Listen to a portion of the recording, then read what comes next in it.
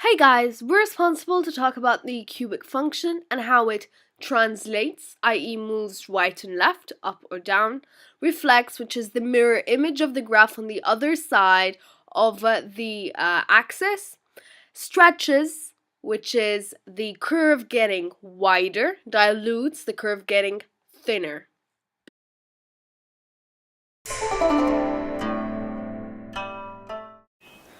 Well, it's known that the highest power in a cubic function is x to the power of 3, or x cubed.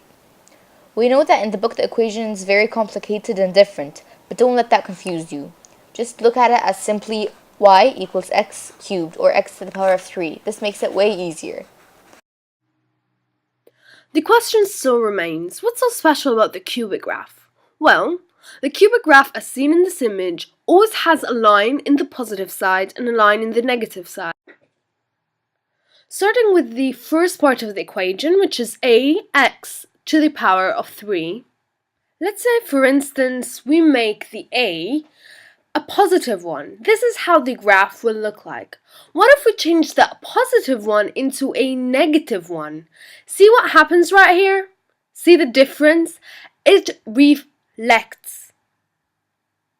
So changing the sign of a from positive to negative causes reflection. Now let's say we change the numerical value of a. So we make, for instance, a equals 2. This is how the graph will look like, right here. What if we make that number larger, a bigger number? Go as big as, for instance, 100 x to the power of 3.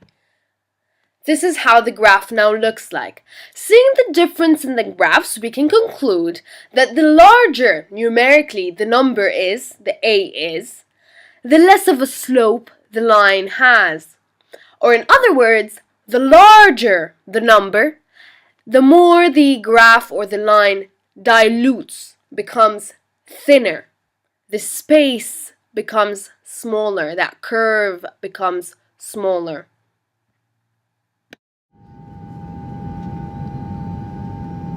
The second part of the equation is bx cubed. B has the same effect as a. If we have a small number, the graph will stretch, and if we have a large number, the graph will dilute. For example, if b equals 4, the equation will be 4x cubed. The line will stretch like this, while if we have 25x cubed, the line would dilute like this. Now taking the third part of the equation, x plus c all to the power of 3, let's say we change the value of c into a positive 2. This is how the graph will look like. What if I change the positive 2 into a negative 2? You see the change, so what does c affect? C affects the amount of steps the line moves left or right.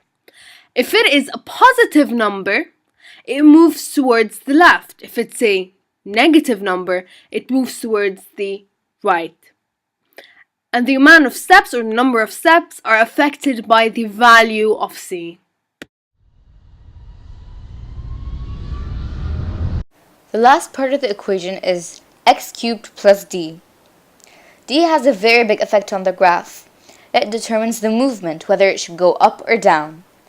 It's very simple. For example, if d equals 3, then the line would go on 3. If d equals negative 2, the line would go on negative 2. If d equals 8, the line would go on 8. This process is called translation.